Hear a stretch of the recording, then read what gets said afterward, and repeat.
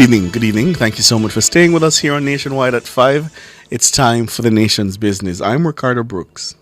My name is Sanjay Lewis. After years of negotiation, the government has completed the public sector compensation restructuring exercise with one of the largest grouping of trade unions in the country. Finance Minister Dr. Nigel Clarke inked the final deal with the Jamaica Confederation of Trade Unions, the JCTU, on Thursday. Siobhan Campbell tells us more. The government had announced its intention to restructure public sector compensation well over 5 years ago. The aim was to normalize and streamline salaries across the public sector, simplifying many of the disparate allowances and benefits. Work got underway in 2022 after the country emerged from the COVID-19 pandemic, with a general agreement inked the year after. Finance Minister Dr. Nigel Clarke says the government and the JCTU, which represents 11 trade union groups, have now come to terms on several outstanding matters. The Ministry of Finance and the Public Service and the Jamaica Confederation of Trade Unions concluded the agreement and items carried over from the implementation of the new compensation structure for the public service with a signing of a heads of agreement on September 12, 2024. This marks a significant milestone in the journey embarked upon approximately 7 years ago when the unions and the government agreed to the restructuring of the compensation system for the public sector. The mutual achievement on behalf of diligent and hard-working public sector workers who continue to contribute to the advancement of Jamaica is highly significant. The finance minister says the just signed agreement restructures conditions of service, including overtime and other non-salary issues. This agreement complements the compensation restructuring agreement, which was signed 2 years ago and which was implemented over the 3-year period inclusive of fiscal years 2022-23 to fiscal year 2024-25. And this agreement, signed yesterday, restructures conditions of service, including compensation for extra hours worked, among other conditions of service. Dr. Clarke says the process of restructuring is evidence of the country's ability to put itself on the right track. Though these negotiations have required many rounds of discussions, which have taken many months and have been challenging and difficult at times, they've always been conducted professionally and respectfully. It took tremendous determination on the part of both parties and a solution-oriented atmosphere where concerns of both parties could be aired and addressed. This entire process has again shown our capacity as Jamaicans to continually improve our country through social dialogue, a capacity that is institutionalized in our structures and systems and that will serve Jamaica for decades to come. Siobhan Campbell for Nationwide News. Meanwhile, President of the JCTU, Patrice Enis, says despite the protracted delays in finalising an agreement with the government, the umbrella group is pleased with the outcome. He concedes that while not all items on the agenda were fully realised, the best possible outcome was secured for all partners involved. Of course, listeners, you'd recall that the JCTU represents 11 trade unions, including the Bustamante Industrial Trade Union, the National Workers Union, and the Jamaica Civil Service Association. Mr. Ennis joins us now. Good evening, sir. Good evening. Good evening. Thank you so much for joining us. Glad to be here with you. Wonderful. So, Mr. Ennis, the public sector compensation restructuring exercise has been finally concluded after, 11 years? Your members, are they happy with the outcome? Well, on a whole, I would say most people would be quite pleased that we have finally come to an end, and I would say they are indeed satisfied. As you will recall, that some of our members, at least one recently, had issued a strike notice to influence the hurrying or the expeditiousness of the negotiating exercise, as they believe that we were taking too long as the union leadership was under pressure from its membership. And so, and not because you didn't hear from others in the form of a ultimatum or a strike notice, but many other union leaders were under pressure to conclude these rounds of negotiation. So I feel certain in saying that most people would be quite satisfied that we have completed it. The items that we were negotiating were not unfamiliar to them because, as indicated in your release just now, this has been going on for a number of years. In particular, the last 2 years, these final items or outstanding items were being talked about, and they have been bandied about in the public domain. And they would have, our membership that is, would have been participatory with respect to the drafting, the verbiage that would have been included in this last agreement that we signed yesterday. So I believe overall, yes, they would have been satisfied and they would have been quite elated at it coming to an end just now. And what are some of these outstanding matters that you have agreed on with this agreement that you signed yesterday? Well, the major item would have been the increment. That was one of the items. It was the most costly one because each increment would represent a 2.5% increase to the public sector wage bill. If you do simple math, the public sector wage bill is over 400 billion. 2.5%, you know, would give you somewhere almost $10 billion. And we are talking about 3 such increments for the years 22, 23, fiscal year, that is 23, 24, 24, 25. The government has agreed to restore that increment, which it had suspended. It being of the view, the government that is being of the view that that was already absorbed into the public sector workers' wages. We took a different view, and so we argued long and hard over that, and we reached a compromise situation where we have now agreed that the increment will be restored at the end of this fiscal year. But not only that, everybody within the public sector would be eligible for it now, whether you meet the criteria with respect to qualification or even performance, because they had, in our view, unilaterally suspended it, and so there was no real evaluation going on, and persons weren't really documenting what they were doing. So as a compromise, everybody will be eligible for such a payment. And so that is a major achievement on our part, we believe. And as the minister indicated in your preamble, or your just now, is that certain conditions of service has also been finalized with respect to a uniform policy, with respect to overtime, subsistence allowance, mileage, and passenger mileage has again been restored, which was also taken out of the entire public sector. So these are some of the items that we have managed to agree upon that we believe will be quite substantial in terms of persons' conditions of service, and also for some categories of workers, they have even realized more than 100% increase in their tailoring allowance as a result of the signing of this agreement just last night. So I believe overall this is a good thing for many. If you reach an agreement over such a period, there would indeed be compromise. And some items are more important than others to some group of people.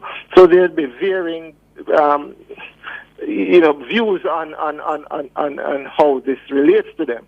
But we believe all in all, this has been a worthy exercise and would be beneficial to the public sector workers on a whole. So you have received back the passenger mileage, as you indicated. The VEX issue as it relates to overtime has now been resolved. The matter of increment, it seems to me like it's a major win for the union. Well, the union is not a vacuous entity. The union is made up of workers. And the members. When I say the union, I'm speaking broadly, the members. Yes. And this is and the public sector workers is over 10% of the Jamaican workforce, and so that is a large body, and nothing moves in Jamaica unless the public sector moves. So it is indeed a win for Jamaica on a whole, if it is indeed a win for the workers, because I believe the minister and his team were quite diligent in terms of their attention to the matter. He was there from the beginning, the start of this exercise, and we thought it was important that he kept his hand on the steering wheel, so to speak, and see through, which he had promised to do, and we are very happy that we were able to accomplish that task. Mm-hmm. Go ahead, What Sanjay. does it also mean for retroactive payment? Because the wheel of government would still be moving. Individuals would still be working, even though the agreement was not reached. So for those years, or the last 2 years, when they would have received that increase, is it that those who would have worked overtime can now get that retroactive money? Those who would have done the passenger mileage, they can now claim back for those last 2 years? Well, the passenger mileage, no, the effective date is August 1. It's restoration. With respect to, you have asked about, what's the other item you asked about? The overtime. Overtime. Now, what was happening with respect to the overtime is that we were using the old salary, the pre-April 2022 salary, for the in calculating overtime. And so with this signed agreement, what will now happen is that you now use your current salary, and we had different payment arrangements with respect to overtime. In the health sector, for some categories of workers, you call it sessions.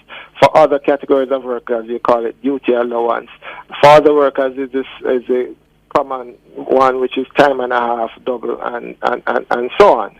And so we now have one system of overtime, where it's after a 40-hour work week, excess hours is paid Monday to Friday, time and a half, first rest day, time and a half, second rest day, double.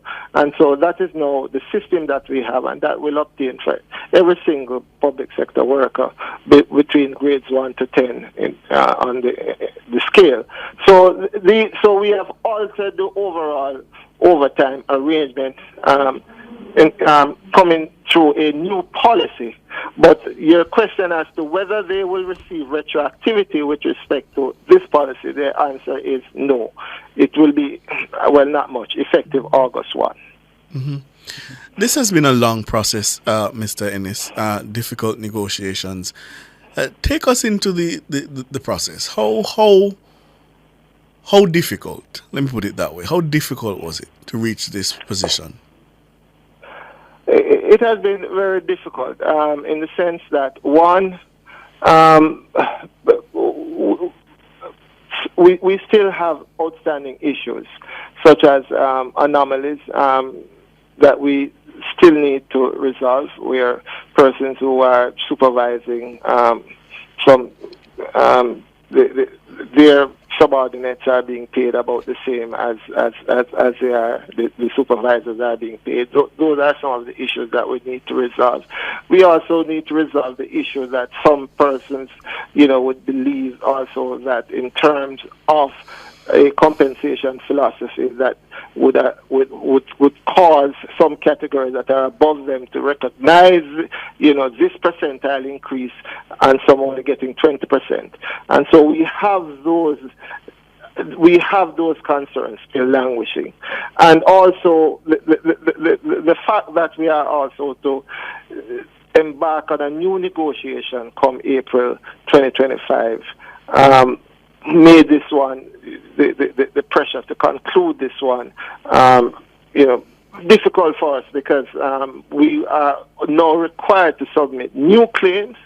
And so, as you would have noticed, even during this negotiation, it was difficult to hold the entire group, the JCTU, together, because union leaders were under pressure to go out and to demand a conclusion, and demand and pay attention to this particular item. And part of the challenge as president of the Confederation is to hold the entire team, including the JTA. That membership alone is about 30,000. The JCSA is about 30,000. So when we are talking about the JCTU, I noticed you said that it is one of the larger union grouping in the country.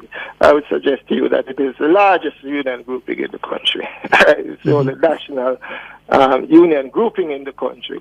And so we are talking about, in the public sector, who we represent, of about over 100,000 workers. So it was very difficult to keep that and hold that together through this entire process and to arrive at the stage that we are now at. Mm-hmm.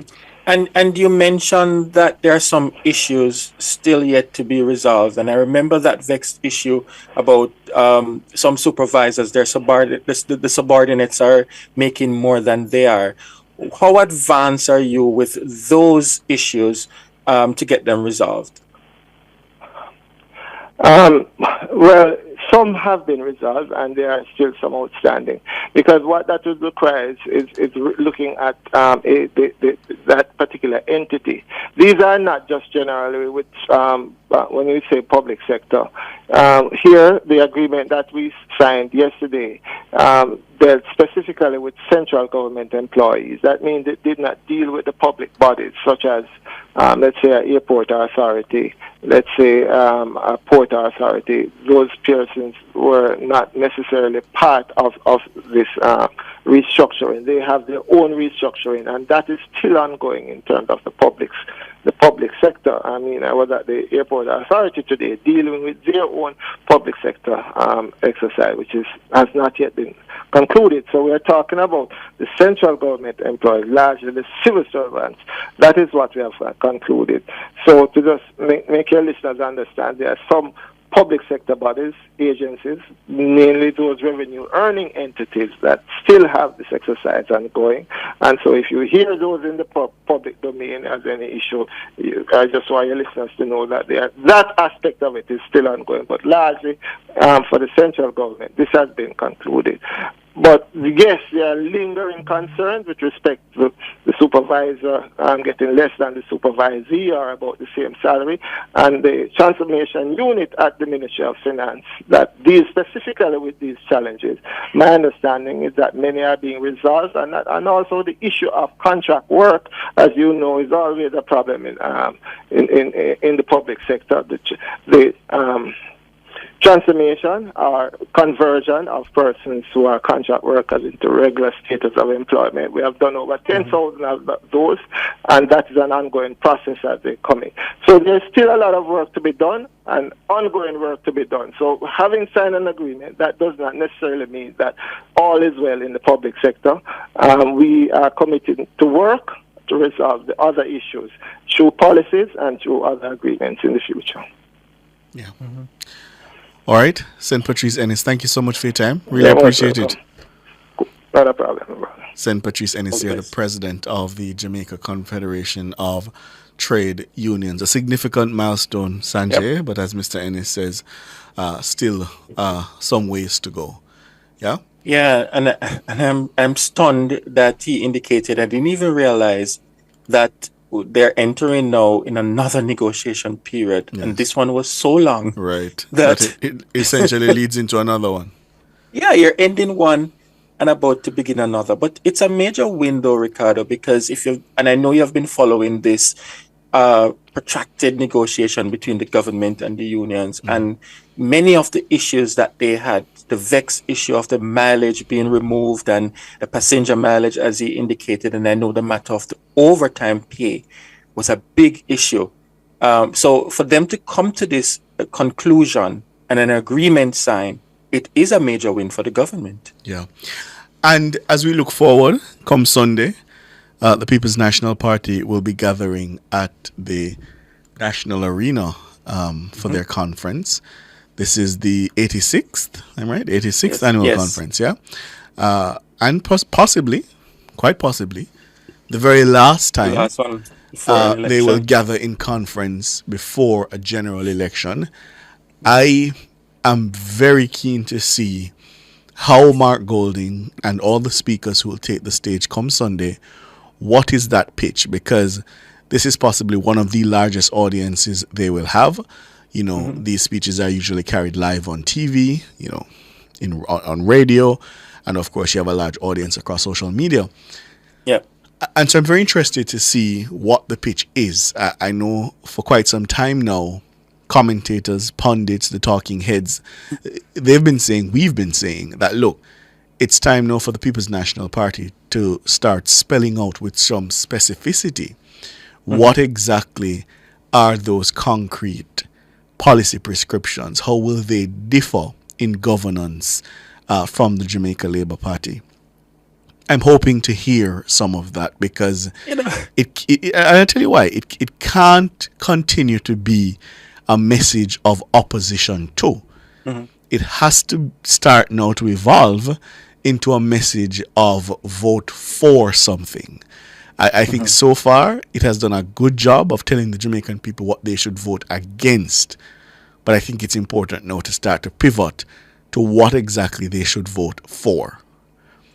They're going to have a difficult time trying to sell a certain message to especially the delegates who will be present, because let's not forget that the main reason for a party conference, while policy, should be discussed, because all attention will be on you, the charge to their delegates is important to go back to the field to ensure that they are energized. And it will be interesting also, Ricardo, to see how they're going to continue to have that discussion about this illicit aid or the Prime Minister's statutory declaration not being certified, given the new information that would have been made public by Nationwide and the Jamaica Observer. As we know, for the last year and a half, 2 years, it was one of the biggest selling points, so to speak, of the People's National Party. So I will also want to see how is it that they're going to continue on that same trajectory to speak about the Prime Minister's statutory declaration, the illicit aid, or is it that they're going to shift that constant rhetoric to speak about something else? And then I ask myself, but if not that, then what? Because you're going to need something to rile up your base. Yeah, and I think it insofar as what we have reported, what the Observer has reported, has taken some wind out of their sails. We will see. We shouldn't underestimate a determined effort from the likes of the PNP General Secretary, Dr. Dayton Campbell, and the rest of the speakers to continue to hammer this issue, certainly in their estimation, at least until the matter is tabled in the Parliament on Tuesday. But again, that speaks to the politics of grievance and the politics of vote against this, yeah? And that has been the message. And I'm wondering, at what point do you start to pivot? Is it enough to simply say, vote against? Is that going to carry the day? But, Ricardo, to be fair to Mark Golding, in the last conference that they had, he made some attempts to outline. We saw outlines. We saw sketches. A policy that they put, yes. I don't disagree with that. Absolutely. I think I said that some time ago. In fact, last year, when I was in the other place and we had a segment called What's on My Mind. I spoke about that. And I agree. So there are sketches. And I think in his budget debate as well, there were sketches. Yes. How much more specific does it need to be now? When you say, for example...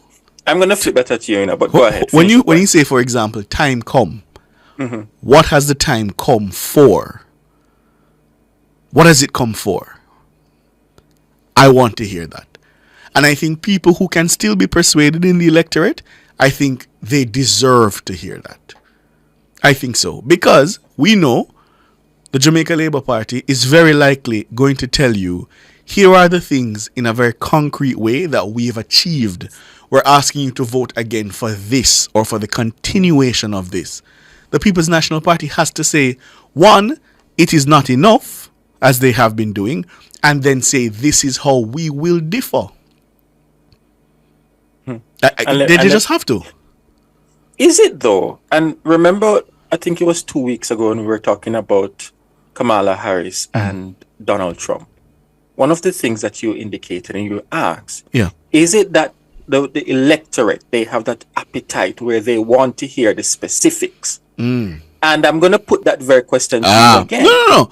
Is it that the Jamaican people, they are really interested in the specifics. And All right. even when the political parties put forward a manifesto, Ricardo, outside of the media and a few others who are those in academia who are interested in the specifics, the general public, are they interested? Okay, here's my answer to that. What are the general points? Because even if I take you at that face value and I say, okay, fine, maybe we're not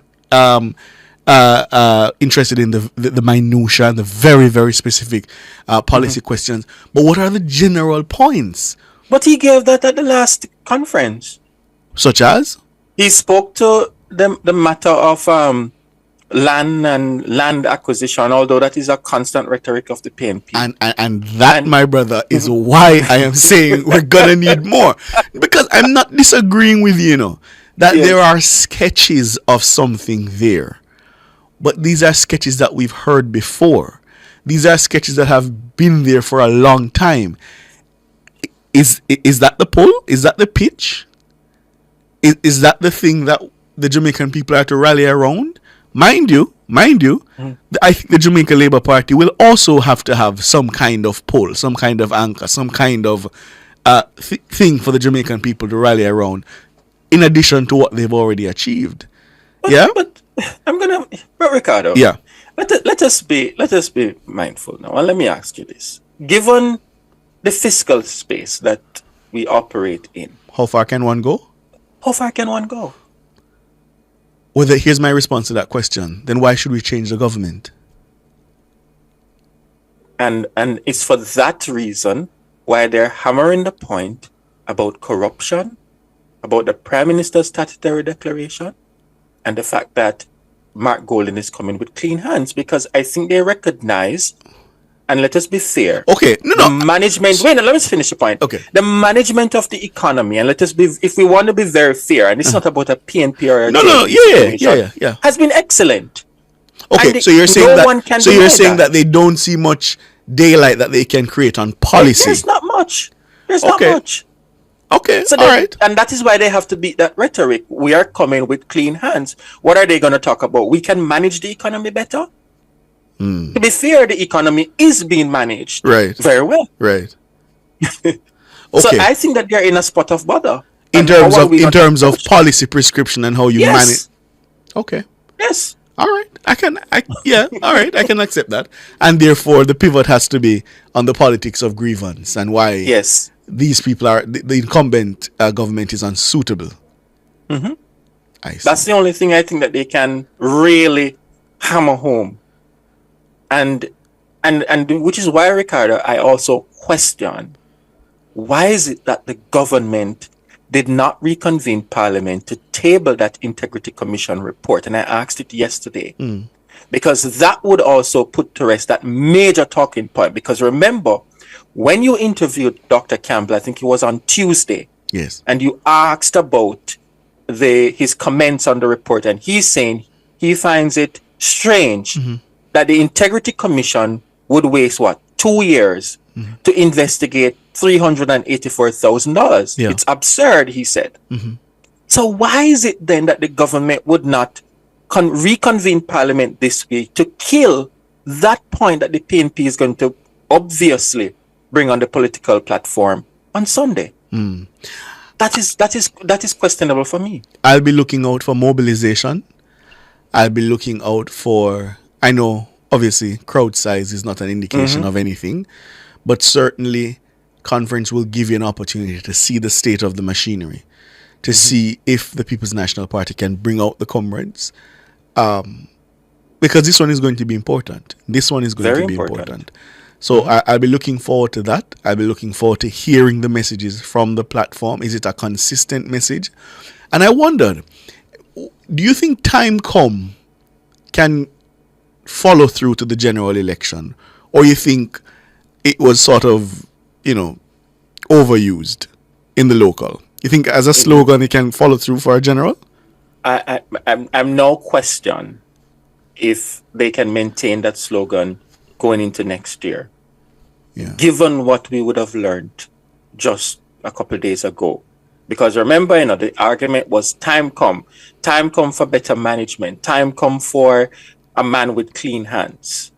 But given what we would have heard, I'm not so sure that they can continue with that rhetoric moving into next year. Marcia Jones says governance issues is a problem. What are some of those issues, Marcia? Let's talk about them. What are some of those governance issues that you see? Marcia Favor More Than a Conqueror says time come and done. Wendell Bonnick says comrades have some things to discuss. They can discuss high crime rates, bad roads, poor hospitals, conditions, corruption, low productivity, low salary, high cost of living, and poor education system. But you see, those are because those are policy things, But you see, Wendell, and they would have to now come with what is it that we're going to do differently. Right. You see, Wendell Bonnick, if those things are the things that are discussed, and I agree with you, those things are fair game, then you have to give your alternative. What would your alternative be? And then my question is, when did Jamaica start having high crime rates, bad roads, poor hospitals, low productivity, salary issues, poor education system? This didn't start in the last 8 years, or in the last 10, or the last 20 years. So what, and as I said, I go back to, what is that new, different thing that people are going to be asked to rally around? Because these are not new problems. Yeah? They're not. Iona Davis says the hospitals have been bad for years. Yeah. Full Disclose says time come for a man that doesn't have to pray to see if he needs to be a Jamaican citizen. Not following it there. Full disclosure. But we want to hear your thoughts. PMP conference coming up. What are you expecting to hear? Any particular speakers you're looking forward to hearing from? I want to hear from Mark Golding. I definitely do. And I'll be listening with an open mind to what he has to say, because this is a big one. And if the Dun Anderson polls are to be believed, we're waiting to get the results of the Blue Dot polls. Mr. Golding now seems to have eclipsed Andrew Holness in favorability for the first time, if the last set of polling data we saw is to be believed. So it's a very, very, very important conference. And as you indicated, Ricardo, the messaging is going to be very important. Yeah. And there must be consistency among all those who decide to present at that conference. Mark Golding also has to come across prime ministerial. And again, it's why I asked the question about time come, because I remember at the last conference, they carried a very consistent message on that time come. Will it still be as potent? Is it still going to be as potent leading up into the next year and for what is to come?